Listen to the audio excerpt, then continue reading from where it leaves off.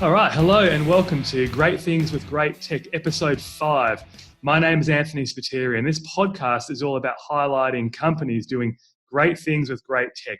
And in this episode, we're talking to Sagi Brody, Chief Technology Officer of Webair. Welcome to the show. Thanks for having me. Really enjoy the opportunity. Just like your name, like obviously me being Australian, I see it and I pronounce it in the way that I think. But how do you pronounce your name properly so I can get it right and not butcher it? Well, thanks for asking. It's pronounced Sagi. Sagi. Okay, There you go. You wouldn't have thought that, but it is what it is. So Sagi, that's great. Now I won't butcher it and you won't be angry with me through the rest of the episode as we go along. I know how that feels. If you forget in 10 minutes, you can ask again. No hard feelings there. Yeah, I shouldn't forget. We should be good.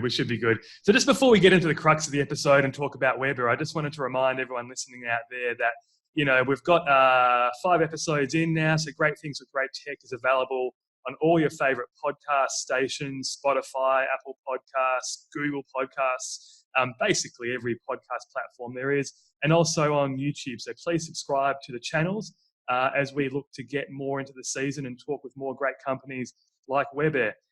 So Sagi, I'm going to start back in the 90s.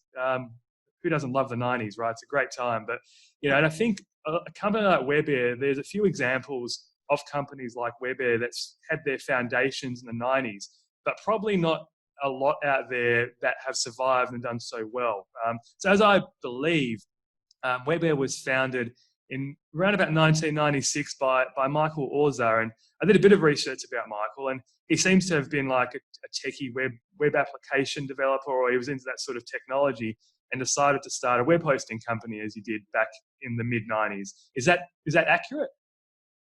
Yeah, I would say around 96, he started the company, mostly focused on web design, and then started getting into some of the hosting around 98, and that's when he asked me to join him, and that's when we got started on the hosting side of the house. Wow. I'd say. So 1998. So okay, that's really cool. So you've been there for, well, let's do maths, 22 years, which is, you don't look like that's 22 years into anything really. You must have been like a baby, but I guess you and I are pretty much the same vintage. So what were you doing when you first joined the company? I mean, obviously now you're CTO, but what were you doing back then? What was your role? When I first joined, we had to set up our first servers, and so we had co-located our first 2 servers down in Atlanta at a hosting company called Interland. And because you guys were in New York, aren't you? You're in New York. Yeah, we're based in New York. Yeah. And so I basically was the tech guy. I was a tech guy. I was previously working at like an ISP running their BSD servers, and if Mike didn't nudge me, and he convinced me to join him, which it wasn't very difficult for him to do because he had a lot of entrepreneur spirit and just a lot of energy, and we were very close, and we just had a really good rapport. I might still be there, at that location. But yeah, so I just, when you're in the 90s and you're involved with tech, back then everything was open source, and there was no rule book, there was no manual, there was no, a lot of vendors. So we just had to wing it and do whatever we had to do to, help our customers.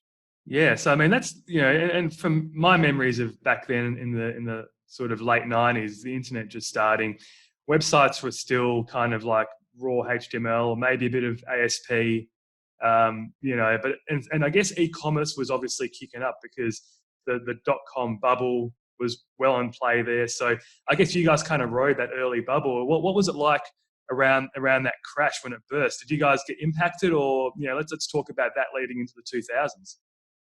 We were okay because we weren't like one of these like crazy, like, we were all self-funded, and, we started like helping friends and family and industry friends, and, our name we started getting a good name.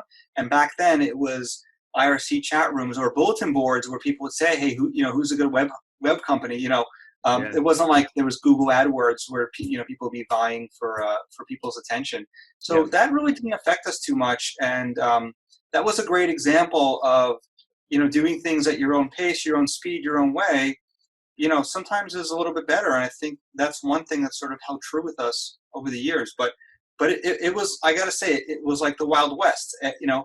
We were there to be responsive to our customers. They were just, they were also in the infancy of their companies. They were starting hosting their websites, and we would run them. And then as our customers became successful, and as their websites got busier and grew, they would look to us and say, hey, we need to handle more traffic. We can't go down. And then we had to be like, all right, well, how do we do that? Oh, well, there's something called load balancing. Let's go figure that out. Oh, well, our customer just got attacked. How are we going to prevent, DDoS attacks? Or how are we going to scale to multiple servers? Let's use NFS. So as our customers grew, we just grew with them, and we sort of rode the wave together. And they entrusted us with their entire stack. And there was, we were certainly a managed service provider, like managed service provider. Okay, yeah. So in our mind, that meant assume anything that goes wrong is our fault. Call us first, and we have to maybe prove to you why it's an application problem or this. And so we always just assume that's what everybody did. Not until maybe 15 years later, we sort of transition a little bit more to enterprise, like we realize, like, wow, we go really deep. Like, we're on the phone suggesting code updates to our customers. Like, so it took a long time to like articulate the value to that, or really for the industry to kind of draw the lines. This is this type of company. This is that type of company. But it was good to start that way. It was good to really, focus on letting our customers trust us and coming to us to solve their scaling issues, and taking those phone calls at 4 a.m. or whenever, and being a trusted partner, Yeah, I think, and that's very reminiscent of a lot of those successful web hosting companies in that era, where they were very hands-on. Customers expected that sort of hand-holding, because the customers at that point just knew they needed a website to do something, right? They didn't care really about how it was run, what it was doing in the back end. I mean, most like today, but I think the difference back then is that there was an element of people expected a little bit of downtime, a little bit of problem, because it was so raw and so fresh. So really it was more us as web hosters dictating to the customer a little bit more than what is today, where the customer dictates to the web hoster. And there's a lot more choice out there today. But I remember the early 2000s as well being pretty crazy. But so around about sort of mid 2000s, so it was probably still predominantly web hosting. So what were you guys running back then? And how many employees did you have during that early 2000 periods? And from a technology point of view, what were you running? Yeah, so I guess in the early 2000s, we were probably 20 to 30, 40 people, something like that. 20, 30 That's still people pretty big. So. That's still pretty big. Yeah, we grew pretty fast at the beginning, I would say. And the stack was mostly FreeBSD. Back in the day, that was sort of like the premier web hosting platform, Apache running on FreeBSD. Wow. And like when we started, like this was like even before PHP was a thing. It was all running CGI. And it's funny, you mentioned e-commerce before, and I had a flashback to this product called Miva, which was this old e-commerce thing that I haven't thought about in years. But yeah, it was Apache. Obviously, MySQL came about at some point, PHP, and NFS. So, we would start building these storage servers where we'd be able to load balance and run multiple web heads and have file servers on the back end. Where were you load balancing? Because were you load balancing on a bit of Cisco kit, or what was the actual load balancer? Because it wasn't really software based back then, was it? You surely were doing it on a bit of an appliance or something. Oh yeah. So those were the Alteons. I don't know if you were. Okay. Yep. I was a Cisco load balancer, man. I did all my load balancing on the Ciscos. Great machines. The Alteons were good, but I probably, spent way too many nights in the data center, sort of fighting with them. But I got to say, they were probably years ahead of their time with some of the features they had. But yeah, I mean, those things work well until one day they break. And I mean, for us, we started with sort of single deployments, and then like everything else, you sort of build multi-tenancy around it and wrappers for, we built multi-tenant wrappers around the load balancing and the hardware. So that helps. Yeah. I was going to say, like, I know that when we had this awesome load balancer, it did everything, like everything. It was our main switch as well. Everything ran through that, all of our websites we were hosting. Only it was a single point of failure because it was the only one that we had. And that's how you kind of rolled back then. You'd never do it today. But back then it was like, we've got all this high redundancy. We've got the load balancing. Unfortunately, we've just got one bit of kit that's actually driving it, and it kind of bit us a little bit. But that's kind of, like you said, the Wild West of the early 2000s in the industry was crazy. And let's move forward a little bit, because I think, leading up into 2010s, I mean, obviously you guys probably got into the whole virtualization wave and started to do probably co-location, and then moved into virtual infrastructure hosting. So just pre-2010, what were you guys doing then in terms of that sort of hosting? Yeah, so the New York City data center market is very interesting. It's sort of near and dear to my heart now. So we were the first customer in a facility called Globix, which, it's funny, talk about the dotcom era. When they opened the data center, they had this huge party at like a disco, and it was like free food and drinks, and people walk around in costumes for a data center, because the company had all this money to throw at it. So we were the first customer there, and then we just sort of ended up, leasing more cabinets, and in Manhattan. It's very dense, and you'll get 3 cabinets, on one floor, and then 2 cabinets on another floor, and then then you're in another building, and then you're in over here and over there. And so we pre-2010, we had our NOC like in a building in Manhattan, and we had this infrastructure at 60 Hudson and 111 8th, and all these other buildings that are typical POPs, and we were kind of like running all over the place. And then we would have experiences where one data center would get acquired by another company, and then they change their tune. They don't want to sell more cabinets. They want to hike up the prices. So, that started to become annoying, to say the least. So we started looking, and we were growing at that time. We probably were, I don't know, 30, 40 cabinets. So okay, that's quite significant, yeah. And was most of your business out of, like, customers out of New York, or were they? No, ironically enough, it was a lot more global back then. Because sort of like the generic web hosting product, especially with not a large amount of companies that were in it, it was a global product, and we'd be sitting on these bulletin boards. Like, I don't know if you remember Web Hosting Talk, you probably do. And people, we had a lot of clients in the UK, a lot of clients in Europe, a lot of clients in Australia, all over. Today it is, I would say, more localized, but back then it was kind of global. Wow, that's interesting. That's kind of reversed in. So that takes us to about 2010. This really intrigued me when I was doing the research here.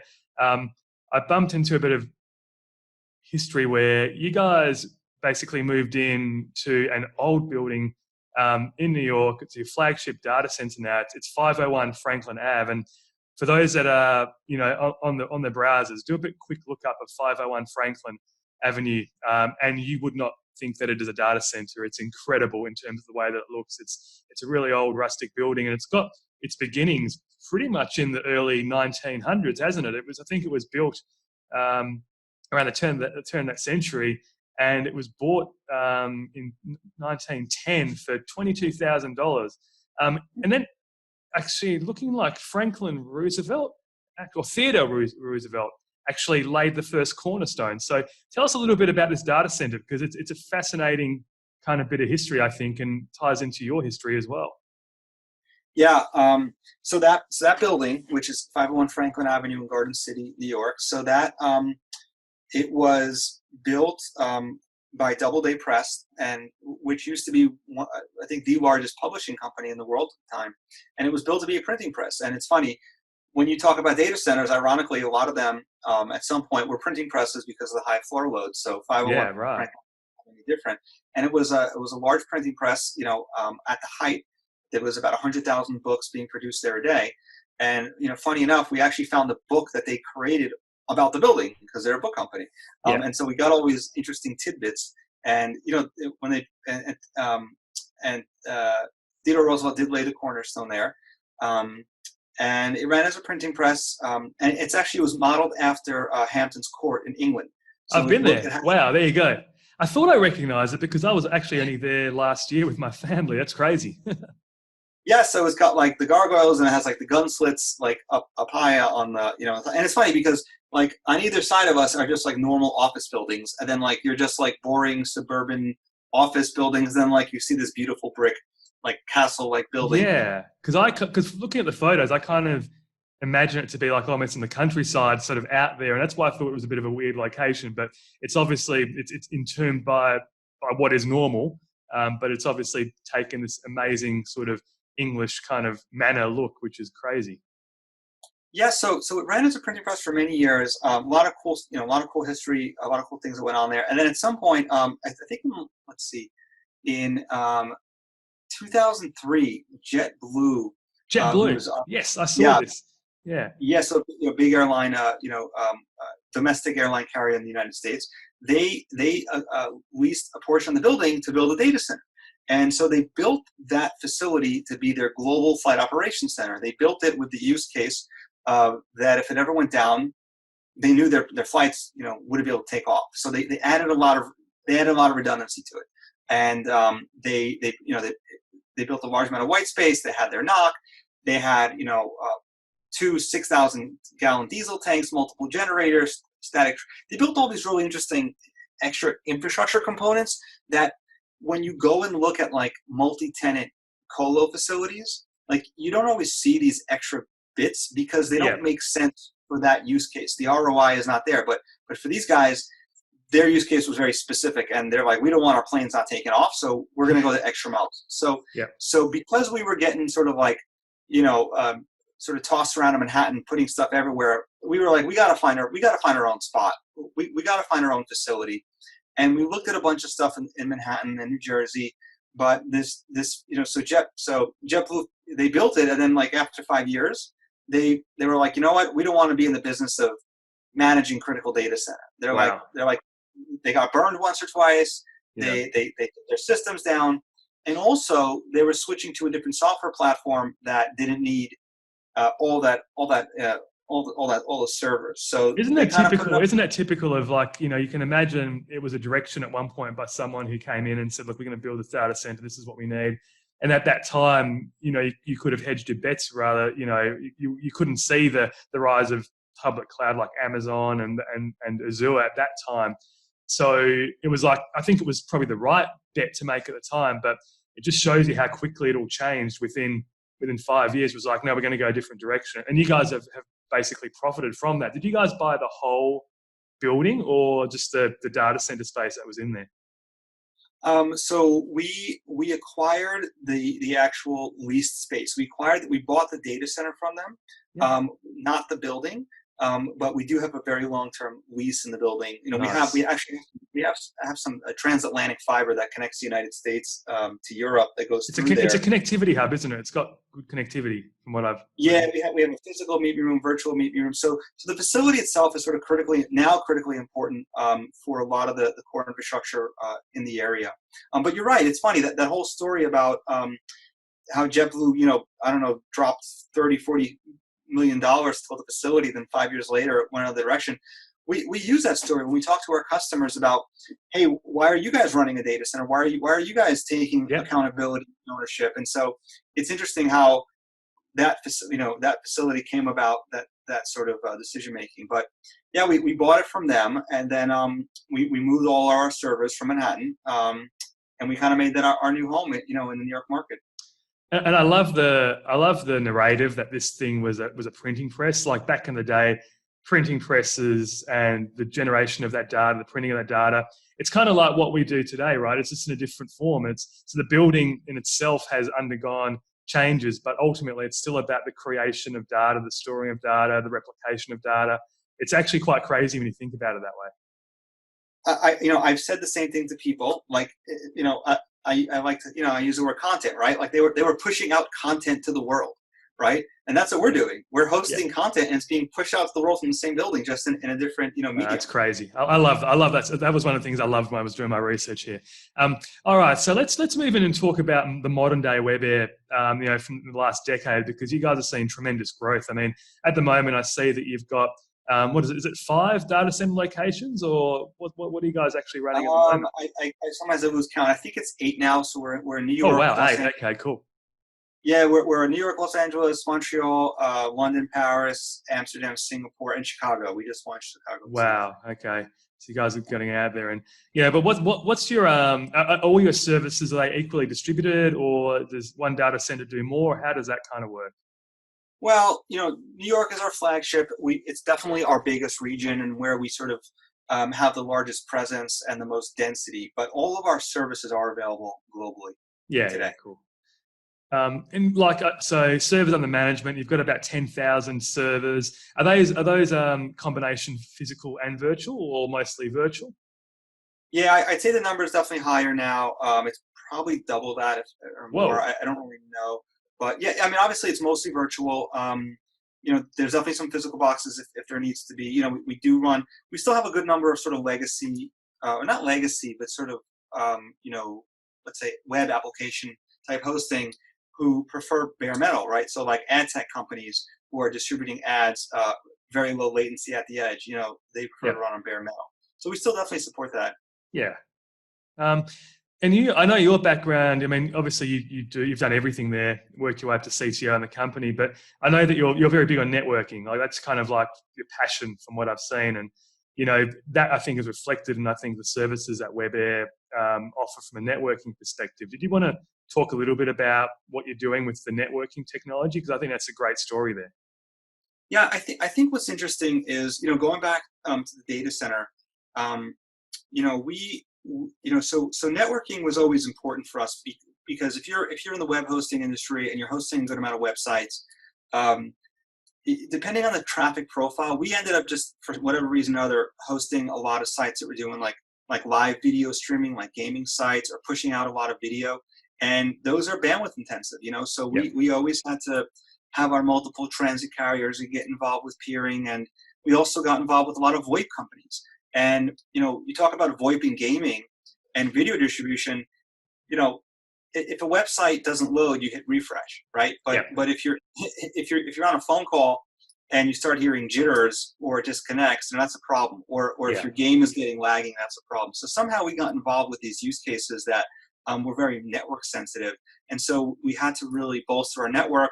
Run our own public BGP. I ended up getting involved with an organization called Nanog, where I got very sort of close to all the network operators in the United States. Oh yeah, XOG. Yeah, we've got something. We've got OSNOG, similar here in Australia and whatnot. Yeah. Yeah. So networking was, that was always big for us. It was always important for us. And the funny thing is, when we moved into that data center at 501 Franklin, we just needed a place to drop our servers. We just were looking for a home where we could house our own servers, where we didn't have to deal with our colo vendor, changing directions or not having enough space. We wanted more control.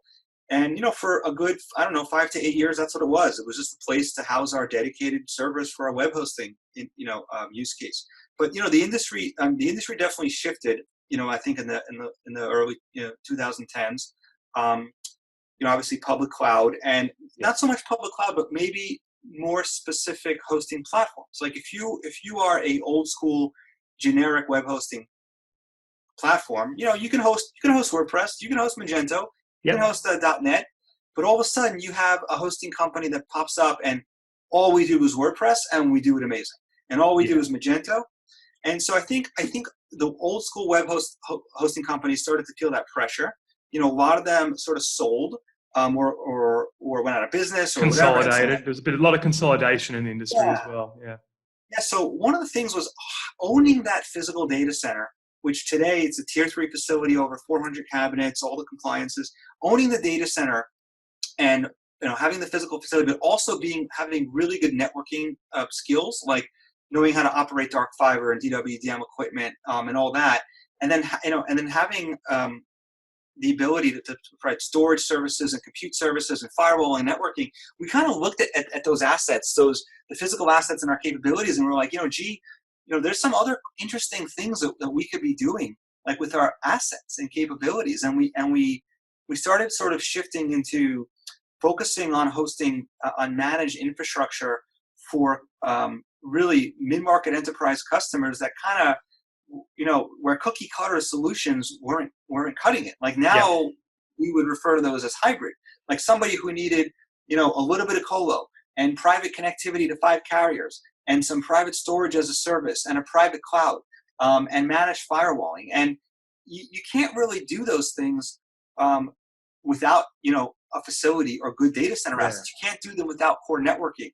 And you can't do them without having your own cloud and storage platforms. And so we just sort of looked at what we had, in our tool belt and our engineering capability, and we just sort of applied it to solve different problems. And I think that's what we've been doing really since, probably over the last 5 to 8 years, sort of focusing on, pivoting where those skills are needed. So that would say, if we talk about your innovation and your services, and and where you guys stand out. So what are those core innovation and services built on today? Our stack. So we, it's funny because part of me, it's weird, just being an old school tech guy, I almost feel like if you're not naming open source on some level, you sold out, it took a long time to get over that, I would say. But we still do run a lot of, managed Linux machines. We always had our own control panel that we wrote ourselves. Yeah. We always had our own software daemons inside the guest OSs that would sort of interact with the operating systems. That's pretty cool. So today that's all Python, and so our customers, going back to the web hosting use case, manage all their websites and cron and all that. But today, so a lot of it's Linux. We run a lot of Cisco and Juniper in the network. We like MikroTik or Cloud Router firewalls, Linux-based firewalls. Those are like the Swiss Army knife for us. Yeah. There's nothing, it's funny because we've been on calls with very big customers, and there's been some interesting network use cases that very expensive vendors just can't deal with that these Linux routers can do. So we use those. Let's see. On storage, we use a lot of Ceph, which is open source. Open source distributed storage. So we use that for block, file, and object. We always ran Isilon for file storage, but we're shifting away from that. We run some Nimble for block storage today. We run some Cisco UCS and just some bare metal HPE. And a lot of Supermicro. I'd say it's pretty typical as far as the technology stack. And what about the technologies that you're building your services on? Because obviously you guys do a bunch of services. You're obviously big into the DR, backup as a service. You do ransomware protection. So what are those built on? Who are your tech partners there? Yeah, so we obviously run a lot on VMware, and we do a lot with Veeam today, which obviously you're very familiar with. And we work with some other data movers. And the thing with what we're trying to build is really focus on building platforms and building glue. And a lot of customers that we work with are enterprise organizations that, we like the customers that are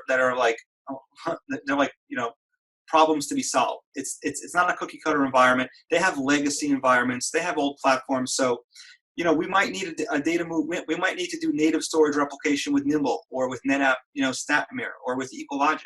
Yeah. And because we have that long history, we have our own legacy from the web hosting times. We have a lot of that stuff, so we can apply those. So we're trying to really build a platform that can integrate with multiple data movers. We're using vCloud Director, which I think is a really cool platform. We were using VCD, at the very beginning, and then it kind of went away, right? Yeah. Know the history well. Yeah, so at that point we kind of moved away from it. We kind of went all into KVM. Oh wow, okay, that's interesting. Yeah, and that was fine, but the problem, it's interesting you mentioned the partners, especially on the DR side. The problem is when you want to offer services like DR as a service, and your technology partners are doing so much innovation. Like Veeam has done a ton of integrations with vCloud Director. Zerto the same, and even VMware now with their vCDA data mover. Yeah. And so when you want to just buy software and plug it in, you kind of have to play ball with them. And so that's why for us VCD makes sense now, and also it makes sense because as a managed infrastructure provider, we don't need to be building a hypervisor management or orchestration system. Yeah, because I guess KVM in itself, it's not practical as a target for DR and replication, because effectively you need there's no one really doing it on scale or doing it well. to actually have you hosting KVM as a target where people can then, replicate or copy in from VMware, from Hyper-V. The cross hypervisor there just doesn't work with KVM, unfortunately. And that's where I see that it kind of, people wanted to go down that path, and I've seen that a lot over the last few years. But realistically, like you said, you've got to go back to what you can plug into the best and what makes you generate those services, and effectively what makes you money at the end of the day, no matter how much you kind of want to keep to your open source, background and all that kind of stuff. So that's an interesting situation to kind of play with for yourself. Yeah, like as we started shifting to that hybrid use case, and the fact that our facility was so secure, and the fact that we could tell our customers, hey, we own the data center, it's our SOC report, we're going to own the network right to your doorstep, and it's all of our own hardware and people in the facility. It made for a really cool compliance story. It was, we could sign these, we could take legal liability. Yes. That's massive, right? Yeah.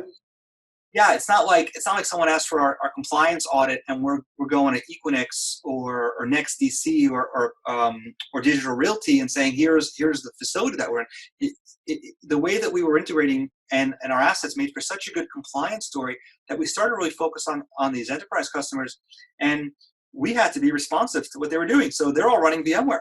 They're all running these big box vendors. So you're right. Like all the open source stuff was like, yeah, that's really cool, but our customers are asking us to do X, Y, Z. Yeah. Yeah, that's that. And speaking of that, so I guess it leads to the next question. How do you continue to internally disrupt yourselves? How do you continue to get better, to continue to not just, work off the last 22 successful years or whatever it is? How do you go and say, how are we going to disrupt for the next 10? I don't even know. I wish I could say that we had a process around it or a method. If I had to chalk it up to anything, I'd probably chalk it up to just, the old school engineering spirit that sort of got us to where we are. Wild West. You were talking about the Wild West. And like sometimes, like I'll meet with customers, and they'll tell us about their environment and they'll tell us about their challenges and what's going on.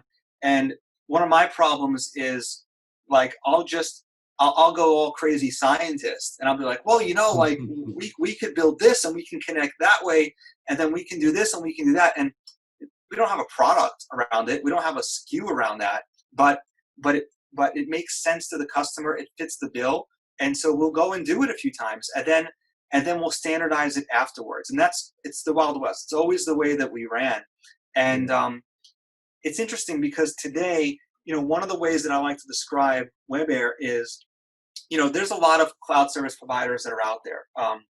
And when you look at the core services, when you look at, we have a VPC product, we have a hosted private cloud product, maybe we manage public cloud, we have storage offerings, it's all table stakes, right? It's all the same offerings. Yeah. But for me, it's not so much the what, it's not the what, it's the how. It's the integration. And what we like to do now is, we found that a lot of customers or organizations are they've looked at cloud in a very black and white way. They're looking at infrastructure on-prem in their closet, in their own data center, or they're looking at public cloud. Yep. And each has their own pros and cons. And so what we've done is we've used our network assets and our ability to be flexible to give them a middle ground.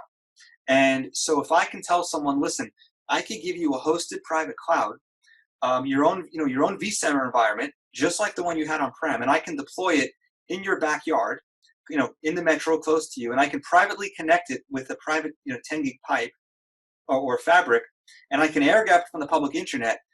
Now you have the best of both worlds. You have something that you can operate the same technology, the same IP addresses. It's inside your network. It's low latency.